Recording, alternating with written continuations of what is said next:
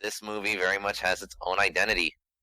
Uh, you I know, was I was really surprised how like Todd Phillips made this so different from like everything else he's done. yeah, Yeah. and like, so, yeah, like that was another reason, like, and I noted this briefly in other episodes because we didn't actually review these movies, but we did mention them a little bit. But that was also why I liked like Shazam, you know. Like, I don't think Shazam's like this super amazing fucking film, but I liked it because, again, it did something else, you know? Uh, and so, in that regard, this was one of the better comic book movies for me in a long while.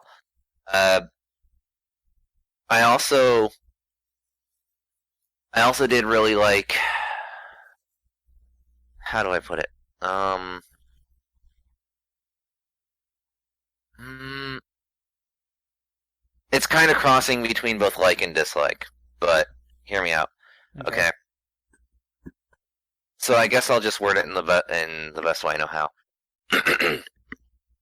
One thing that I wish this movie had done different, and sorry, I'm all over the place on this point. Let me back up, because I'll mention this here.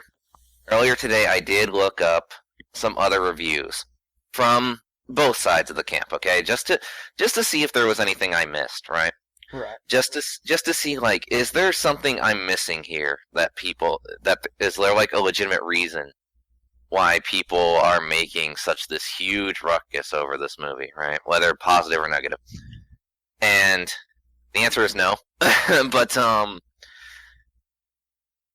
that said, some of the more level-headed reviews I read, they bring up some good points, and there are some I definitely don't agree with.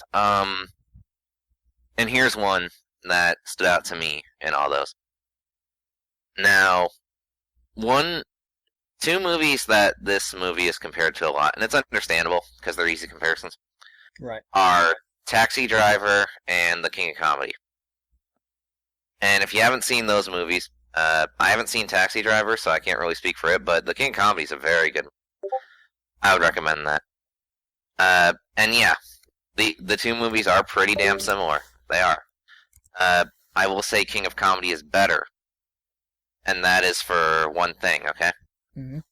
In The King of Comedy, without going into too much detail, throughout like 98% of that movie, might be a little bit of an exaggeration, but you'll hopefully get what I'm coming from here. Throughout the majority of that movie, you don't know what's real and what's not.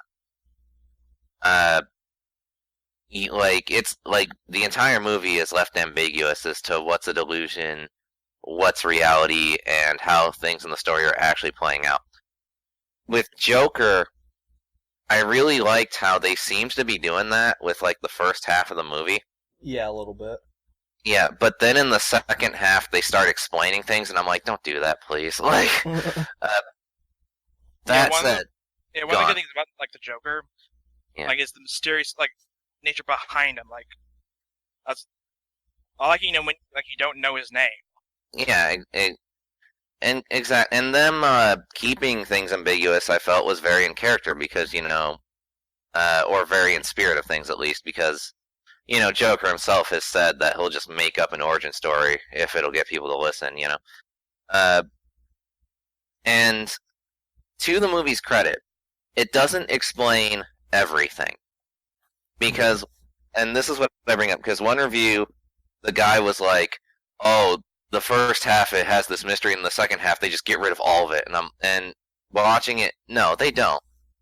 They do leave something still open to interpretation. And again, we're in the spoiler section now, so here we go. Right. Like, just to name a few things, like, did Arthur kill his imaginary girlfriend and her kid or not?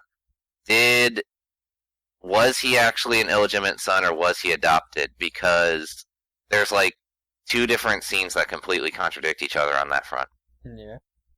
Did what was the guy who gives him the gun? What was his name? Randall, I believe. Randall. Okay.